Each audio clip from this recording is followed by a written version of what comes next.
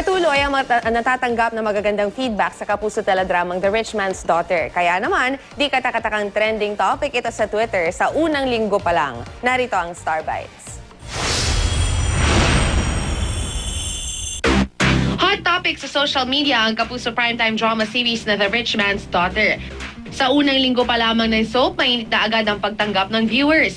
Kaya buong linggo itong top trending topic sa Twitter. Bukod sa tambalang Rian Ramos at Liza De Castro na tinawag na Rastro Rebels ang pinuri ng netizens, napabilib din sila sa performances ng iba pang cast members. It really lifts us up.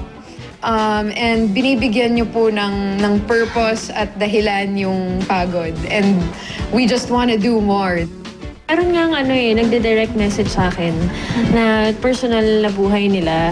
Like, yung mga iba merong pamilya, may kinasal, sa ibang bansa dahil hindi pwede dito, pero sobrang saya nila dahil for the first time, meron nga magre-represent sa kanila.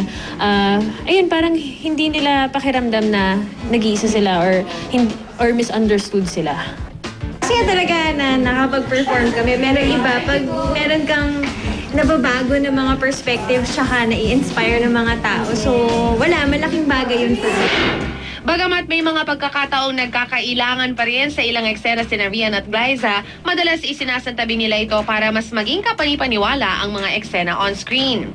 Pagdating sa mga parts na, kunwari, mag-hug kami, holding hands, ganun. Parang naninibago ako na parang yung kamay, ang liit ng kamay na hawak ko.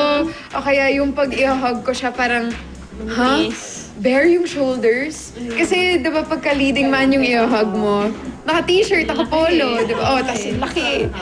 Pero kapag tumagal na siya, wala nang babae siya o pareho silang babae. Nagfo-focus na sa pagmamahalan nila dun sa nararamdaman nila para sa isa't isa. At hindi mo na nakikita kung babae silang dalawa.